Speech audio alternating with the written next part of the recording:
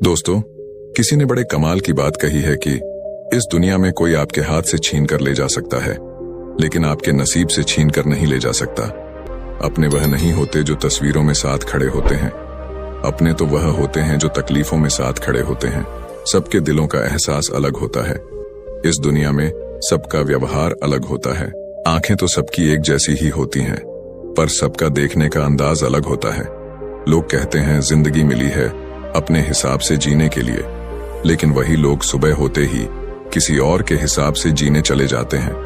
दिमाग कहता है कि लोगों के साथ वैसा ही व्यवहार करूं जैसा वह हमारे साथ करते हैं, लेकिन फिर दिल कहता है कि अगर हम भी उनके जैसे बन गए तो उनमें और हम में फर्क क्या रह जाएगा। हासिल कर एक मुकाम नया वक्त बदल जाता है, इंसान बदल जाते हैं, वक्त वक्त पर रिश्तों के अंदाज बदल जाते हैं। कभी कह दिया अपना तो कभी कर दिया पराया, दिन और रात की तरह। पुराने समय की बात है। एक महान विद्वान ब्राह्मण थे जिसका नाम आचार्य त्रिपाठी था। आचार्य के परिवार में सिर्फ वह, उसकी पत्नी और उनका एक छोटा बेटा था। आचार्य का अधिकांश समय अध्ययन और लेखन में ही व्यतीत होता था। उन्होंने कई महत्वपूर्ण पुस्तकें और ग्रंथों की रचना की थी, परंतु अपने लेखन और ज्ञान में इतने व्यस्त रहते थे कि अपने इकलौते पुत्र अर्पण पर ध्यान देने का समय ही नहीं मिल पाता था। एक दिन आचार्य की पत्नी ने उनसे कहा, क्या आपको अपने इकलौते पुत्र से कोई प्रेम ममता है या नहीं? पूरे दिन आप बस अध्ययन और लेखन में ही व्यतीत करते हैं। आचार्य ने उत्तर दिया, मेरे पास इन भावनाओं के लिए समय कहां है। आचार्य जी विद्वानों के बीच बहुत प्रतिष्ठित थे और राजा के दरबार में भी उनका बहुत सम्मान था। राजा ने कई बार उन्हें अपने दरबार में सलाहकार बनने के लिए अनुरोध किया था, लेकिन आचार्य हमेशा यह कहकर इनकार कर देते कि महाराज, आपकी सेवा में आने पर मुझे आपकी चापलूसी करनी पड़ेगी, जो मैं नहीं कर सकता। दूसरी तरफ उनका पुत्र अर्पण अपनी मां की अत्यधिक लाड़ प्यार में बिगड़ गया था। वह पाठशाला जाने की बजाय आवारा लड़कों के साथ समय बिताने लगा। आचार्य जी अपने लेखन और अध्ययन में इतने व्यस्त रहते थे कि उन्हें अपने पुत्र की हरकतों का पता ही नहीं चलता था। अर्पण ने जुआ खेलना शुरू कर दिया और समय के साथ मदिरा पान भी करने लगा। उसकी संगत कुछ चोर उचक्के जैसे युवकों के साथ हो गई थी। एक दिन की बात है, अर्पण अपने चोर दोस्तों के साथ मंदिर में चोरी करने के लिए जाता है, और जब वह तीनों मंदिर में सौरी कर रहे थे, तभी एक पहरेदार ने उन तीनों को सौरी करते हुए पकड़ लिया और उसे पकड़कर सीधे राजा के पास ले गए और बोले, महाराज, यह लड़के मंदिर में चोरी करते हुए पकड़े गए हैं और इनमें से एक आचार्य जी का पुत्र अर्पण है। यह सुनकर राजा भी अचंभित रह गए कि ज्ञान और धर्म का उपदेश देने वाले आचार्य का पुत्र चोरी में लिप्त है। राजा ने तुरंत एक सैनिक को आचार्य जी के घर पर सूचना देने के लिए भेजा। सैनिक ने जाकर कहा, आचार्य जी, आपका बेटा राजमहल में है, उसे मंदिर में चोरी करते हुए पकड़ा गया है। यह सुनकर आचार्य जी ने कहा, ओ, ये क्या मेरे मुंह पर काली खपत लग गई, अब मैं किसी को क्या मुंह दिखाऊंगा। उनकी पत्नी ने कहा, महाराज आपका बहुत सम्मान करते हैं, आप चाहे तो उसे माफी मिल सकती है। आचार्य जी ने उत्तर दिया, नहीं, मैं एक अपराधी की सिफारिश कर नहीं करूंगा, यह भी एक अपराध है। उसकी पत्नी ने धमकी दी, अगर आप राजा के पास नहीं जाएंगे तो मैं अपनी जान दे दूंगी। इस प्रकार आचार्य जी ने अपने सिद्धांतों के आगे झुकने से इनकार कर दिया, और यही उनके व्यक्तित्व की महानता को दर्शाता है। आचार्य ने भारी मन से कहा, ओह, तुम्हारी इस जिद की वजह से मुझे राजा के पास जाना ही पड़ेगा। पत्नी की बात मानकर अनिच्छा के बावजूद वे राजमहल पहुंचे। दरबार में उन्होंने राजा से निवेदन किया, राजन, मेरा पुत्र अभी नाबालिग है, उसे क्षमा कर दीजिए। राजा ने गंभीरता से जवाब दिया, यदि ऐसी बात है तो आपको राज दरबार में सभी के सामने मुझसे सार्वजनिक रूप से माफी मांगनी होगी, तभी मैं आपके बेटे को माफ कर सकता हूं। आचार्य ने सिर झुकाकर कहा, ठीक है राजन, मैं भरे दरबार में आपसे अपने बेटे के लिए क्षमा याचना करता हूं। आचार्य की इस विनती पर राजा ने उनके बेटे को इस शर्त पर माफ कर दिया कि भविष्य में वह कोई अपराध नहीं करेगा। परंतु इस घटना के बाद आचार्य जी की प्रतिष्ठा में धक्का लग गया। वे जहां भी जाते लोग उसे कहते कि आचार्य का बेटा चोर और उचक्के है। ये सब सुनकर आचार्य जी को बहुत दुख होता। इस अपमान और बेइज्जती के चलते आचार्य जी अब बीमार रहने लगे। उनके स्वास्थ्य पर इसका गहरा असर पड़ा। बेटा तो घर आ गया, लेकिन चोरी की उसकी आदत गई नहीं। उसने आचार्य जी की किताबें उठाकर बेचना शुरू कर दिया। एक दिन आचार्य जी ने पूछा, मेरी पुस्तकें कहां गई? तो बेटे ने लापरवाही से कहा, पिताजी, मैंने घर का कूड़ा कचरा साफ कर दिया। आचार्य क्रोधित होकर बोले, अरे निकम्मे, तूने मेरा सर्वनाश कर दिया बेटा। उसे स्वर में बोला, आप तो हमेशा मुझे कोसते ही रहते हैं। मुझे लगा वो किताबें किसी काम की नहीं, इसलिए मैंने उसे बेच दिया। आचार्य जी ने उसे ज्यादा कुछ कहा नहीं। समय बीतने के साथ साथ आचार्य की बीमारी और गंभीर होती गई। वे चिंतित थे कि उनके बाद उनकी पत्नी और आवारा बेटे का क्या होगा। वे बीमार थे, फिर भी एक महत्वपूर्ण ग्रंथ की रचना कर रहे थे। वे सोचते, मैं यह ग्रंथ पूरा करके ही मरूंगा। बीमारी के बावजूद वे दिन रात लिखते रहे और एक दिन उनका यह ग्रंथ पूरा हो गया।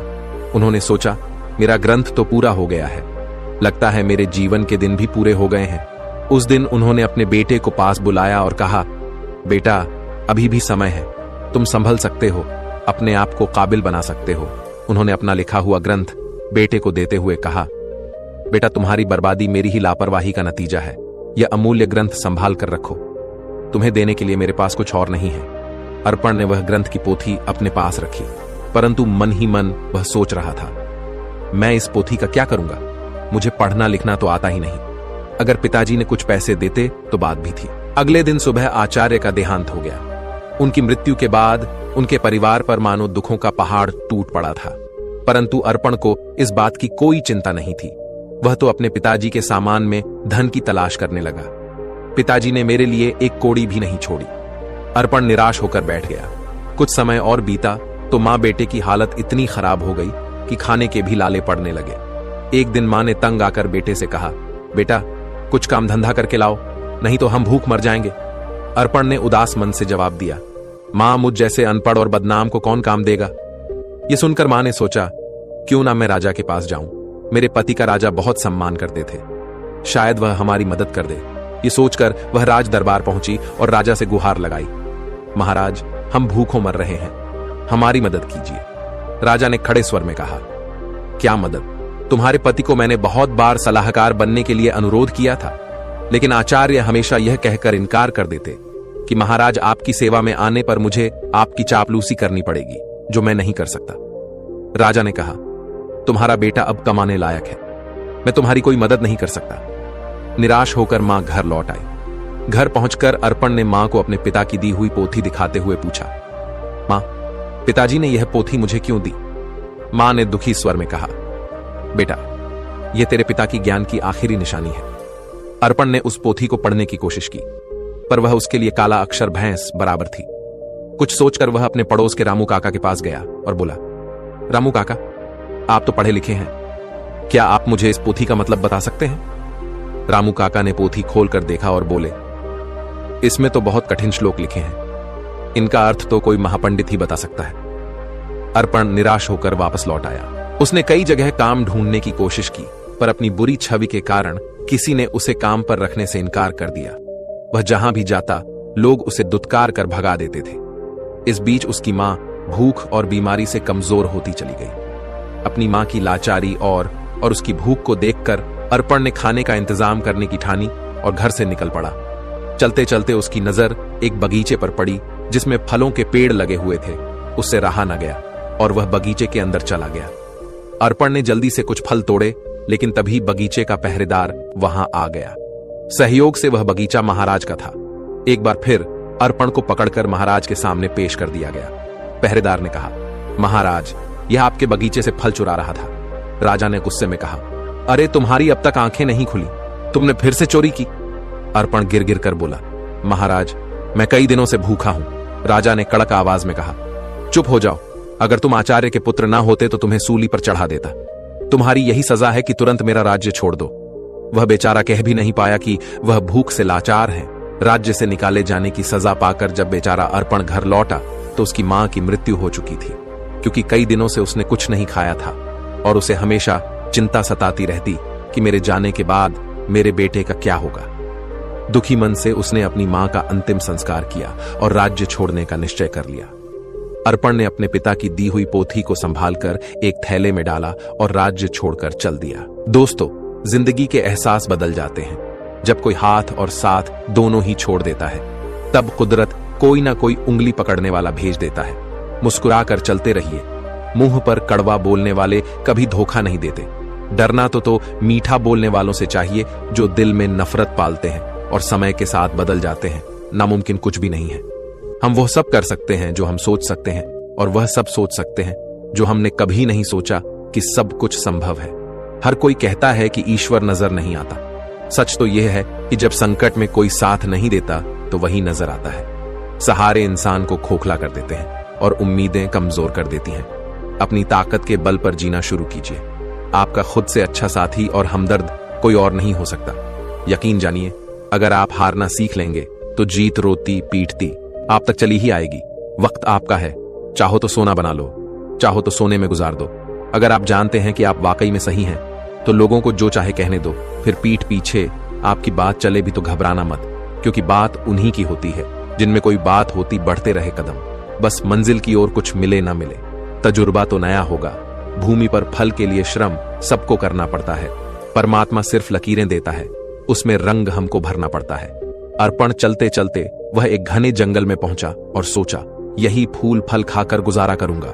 वह एक पेड़ के नीचे बैठ गया और अपने पिता की पोथी को खोलकर फिर से पढ़ने की कोशिश करने लगा। शायद इसमें छिपे ज्ञान से मेरे दुखों का अंत हो जाए। बेचैनी में वह पोथी के पन्ने पलट रहा, लेकिन उसे कुछ समझ नहीं आ रहा था। उसने सोचा कि काश मैं पढ़ पाता। पिताजी ने मरते वक्त कहा था कि यह ग्रंथ अमूल्य है। अचानक हवा का एक तेज झोंका आया और पोथी में से कुछ पन्ने उड़ गए। अर्पण ने उन पन्नों को पकड़ने की कोशिश की, पर वह असफल रहा। वह सोचने लगा, पता नहीं कितने पन्ने उड़ गए हैं। उसने पोथी को वापस बंद किया और आराम करने के लिए पेड़ के नीचे सो गया। उसी जंगल में एक युवराज शिकार खेलने के लिए भटक रहा था। हवा में उड़ता हुआ पोथी का एक पन्ना उसके हाथ लग गया। उसने उसे देखा और पढ़ने लगा। किसी ने सुंदर हस्तलिपि में संस्कृत का श्लोक लिखा है, किंतु मैं संस्कृत नहीं जानता। कुछ सोचकर युवराज ने वह पन्ना अपनी जेब में रख लिया और शिकार की तलाश में आगे बढ़ गया।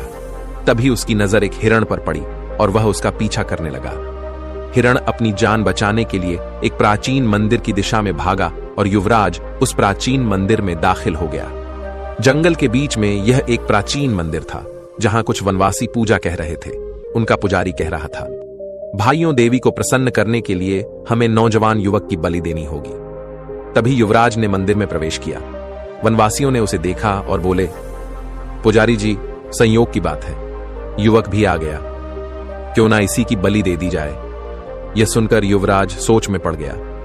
अगर मैंने इन्हें अपना असली परिचय दे दिया तो यह मुझे अवश्य ही बलि पर चढ़ा देंगे, क्योंकि यह शत्रु देश के राजा का है। वनवासियों ने युवराज को रस्सियों से बांध दिया। तब युवराज ने कहा, पुजारी जी, मैं एक नीच कुल की संतान हूं, मेरी बलि देने से देवी अपवित्र हो जाएंगी। पुजारी ने हंसते हुए सख्त स्वर में कहा, अरे देवी को बलि चाहिए, उन्हें ऊंच नीच से कोई मतलब नहीं है। युवराज अपने जीवन से निराश हो गया और सोचने लगा, झूठ बोलकर भी मैं अपने प्राण नहीं बचा पा रहा हूं। जब उसे बलि के लिए लाया गया तो उसने कहा, भाइयों, बलि पर चढ़ाने से पहले मैं अपनी एक अंतिम इच्छा पूरी करना चाहता हूं। मेरी जेब में एक भोजपत्र है, क्या कोई उसे पढ़कर उसका अर्थ बता सकता है? मेरी यही अंतिम इच्छा है। पुजारी ने कहा, अवश्य लाओ, मैं तुम्हें उसका अर्थ बताता हूं। पुजारी ने उस ग्रंथ के पन्ने को अपने हाथ में उठाया और कहने लगा, इस भोजपत्र पर 2 श्लोक अंकित है। पहले का अर्थ है, एक झूठ कई झूठों को जन्म देता है और झूठा व्यक्ति अंततः मुसीबत में फंस जाता है। दूसरे श्लोक का भावार्थ है, किसी के प्राण लेना सरल है, परंतु किसी को जीवन देना अत्यंत कठिन है। युवराज यह सुनकर फूट फूट कर रोने लगा। पुजारी ने उससे पूछा, तुम रो क्यों रहे हो? युवराज ने रोते हुए कहा, यह दोनों श्लोक मुझ पर ही चरित्रालु होते हैं। यह सुनकर वनवासियों को अपनी गलती का एहसास हुआ। उनमें से एक आगे बढ़कर बोला, पुजारी जी, यह युवक सच कह रहा है, हमें इसे जबरदस्ती बलि पर चढ़ाने का कोई अधिकार नहीं है। तब वनवासियों ने युवराज को मुक्त कर दिया। पुजारी ने कहा, जाओ नौजवान, इस श्लोक ने हमारी आंखें खोल दी हैं। हम आज के बाद देवी को किसी जीव की बलि नहीं चढ़ाएंगे। युवराज, जिसका नाम यंश था, उसने उनका धन्यवाद किया और महल की ओर चल दिया। लौटते समय वह विचारों में खोया हुआ था और सोच रहा था, ये भोजपत्र कितने अनमोल है, इन्होंने मेरे प्राण बचाए। हो सकता है ऐसे सुंदर उपदेशों वाले और भी पन्ने हों। महल वापस पहुंचकर युवराज ने अपने पिता के चरणों में प्रणाम किया और कहा, पिताजी, आपने मुझे शिकार खेलकर जीवों की हत्या करने से मना किया था। मैंने आपसे झूठ बोलकर शिकार खेलने गया था और मुसीबत में फंस गया, परंतु इन श्लोकों ने मेरे प्राण बचा लिए। फिर युवराज ने राजा रुद्र प्रताप को अपनी आप बीती सुना दी। उसने कहा, ऐसे श्लोक जो दूसरों को अहिंसा की शिक्षा देते हैं और जिन्होंने मेरे प्राण बचाए, मेरे लिए हजारों मोहरों के बराबर है। पिताजी, इस भोजपत्र पर पन्नों की संख्या 3 लिखी है। यह किसी अनमोल पोथी के हिस्से है। राजा रुद्र प्रताप ने यह सुनकर अपने कुछ सैनिक को बुलाया और उन्हें भोजपत्र दिखाते हुए आदेश दिया, जो भी ऐसे श्लोकों से सजे भोजपत्र खोज कर लाएगा उसे ऊंचा पद और पुरस्कार भी दिया जाएगा। दूसरे ओर आचार्य जी का बेटा अर्पण महीनों जंगलों में भटकता रहा। भटकते भटकते वह राजा रुद्र प्रताप के राज्य में आ पहुंचा। नगर में आकर भी उसने कई लोगों से सहायता मांगी, परंतु हर कोई उसे दुत्कार कर भगा देता था, क्योंकि इतने दिनों से भटकते भटकते अर्पण एक भिखारी जैसा दिखने लगा था। एक दिन की बात है, भूखा प्यासा अर्पण राजमहल की तरफ से निकल रहा था और उसे जोर की भूख लग रही थी। वह सोचने लगा कि अब भूख के मारे उसकी जान निकली जा रही है। तभी अचानक राजमहल की रसोई से खाने की महक उसकी नाक में आ गई। अनायास ही वह उस मोहक सुगंध की ओर खींचता चला गया और सीधा रसोई घर में जा पहुंचा। वहां जाकर उसने रसोइये से कहा, भाई मुझे 2 रोटी दे दो, बहुत भूखा हूं। रसोइये ने उसे दुत्कारते हुए कहा, जा भाग यहां से। लेकिन अर्पण की भूख इतनी बढ़ चुकी थी कि उससे सहन नहीं हो रही थी। उसने मौके का फायदा उठाकर रसोइये से नजरें बचाई और 2-3 रोटियां उठाकर अपने थैले में डाल ली। दुर्भाग्य से रसोइये की नजर उस पर पड़ गई। उसने अर्पण का हाथ पकड़ लिया और गुस्से में बोला, अरे रोटी चोर, चल, तुझे महाराज के सामने ले चलता हूं। अर्पण भूख के कारण चल भी नहीं पा रहा था और रसोइया उसे खींचता हुआ महाराज के पास ले गया और बोला, महाराज जी, यह भिखारी लड़का राजमहल की रसोई में घुस आया और यहां से रोटियां चुराई है जो इसके थैले में है। महाराज ने सिपाहियों को आदेश दिया, इस भिखारी के थैले को उल्टा कर दिया जाए। एक सिपाही आगे बढ़ा और अर्पण का थैला छीना और उसे उल्टा कर दिया। थैले से रोटियों के साथ साथ वह ग्रंथ भी निकल आया जो अर्पण के पिता ने लिखा था। उसी समय युवराज भी वहां से गुजर रहे थे, तो ग्रंथ को देखते ही युवराज की आंखें चमक उठी। उसने तुरंत ग्रंथ को उठा लिया और खुशी से चिल्ला उठा, अरे यह तो वही अनमोल पोथी है जिसकी हमें महीनों से तलाश थी। फिर युवराज ने अर्पण की ओर देखा और आदरपूर्वक अपने सिपाही को कहा, इस धनवान लड़के को सम्मान से बिठाया जाए। फिर उस लड़के को एक सिंहासन पर बैठाया गया। फिर युवराज ने पूछा, भाई तुम्हारा नाम क्या है? लड़के ने कहा कि मेरा नाम अर्पण है। युवराज ने कहा कि इतनी अनमोल संपत्ति होने के बावजूद भी तुम भीख मांग रहे हो। मैं इस पोथी के लिए तुम्हें 50,000 स्वर्ण मुद्राएं देने को तैयार हूं। अर्पण यह सुनकर एकदम असंबित रह गया और बोला, क्या कहा? 50,000 स्वर्ण मुद्राएं कम नहीं है महाराज। मैं सोच रहा था कि लाखों की संपत्ति रखते हुए भी मैं भूखा मर रहा था। फिर उसने कहा, मित्र, इस पोथी के वचनों ने सदा मुझे पतन के गड्ढे में गिरने से बचाया है और मेरे प्राणों की रक्षा की है, लेकिन मेरी आंखें बार बार ठोकर खाकर भी नहीं खुली। युवराज ने पोथी खोली और अर्पण को पहले और दूसरे पन्ने की श्लोक सुनाने लगा। उसने लिखा था कि अविद्या सारे कपटों की जननी है और संकटों में ही अपने और पराई की पहचान होती है। अर्पण ने कहा, सचमुच अविद्या ने ही मुझे दर दर का भिखारी बना दिया। अगर मैंने बचपन में ही विद्या ग्रहण की होती तो आज मैं भी अपने पिता की तरह एक विद्वान होता। युवराज ने कहा, भाई अर्पण, अपनी पोथी का यह मूल्य स्वीकार करो। और यह कहते हुए उसने स्वर्ण मुद्राओं की थैली अर्पण को थमा दी। अर्पण ने थैली को हाथ में लेते हुए कहा, अब मैं धन का बोझ कहां उठाता फिरूं? इस धन को मैं गरीब बच्चों की अविद्या दूर करने के लिए लगाऊंगा। युवराज ने कहा, मित्र, अब तुम एक भिखारी नहीं रहे, तुम तो अब महान धनवान हो गए हो। अर्पण सोच रहा था, काश यह समझ मुझे बचपन में ही आ गई होती तो शायद मेरे माता पिता आज यहां होते। इसके बाद अर्पण ने वह धन ग्रहण किया और उसने उस धन से गरीब बच्चों के लिए एक पाठशाला बनवाई और खुद भी विद्या प्राप्त करने लगा। दोस्तों, किसी ने बड़े कमाल की बात कही है कि हौसला न हार गिरकर, ए मुसाफिर, अगर दर्द यहां मिला है तो दवा भी यहीं मिलेगी। दोस्तों, जीवन में जो होना है वह होकर रहेगा।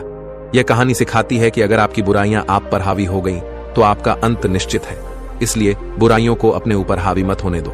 इस कहानी को सुनने के लिए धन्यवाद। दोस्तों, मिलते हैं अगली वीडियो में एक नई सीख के साथ। खुश रहिए, अपना ख्याल रखिए।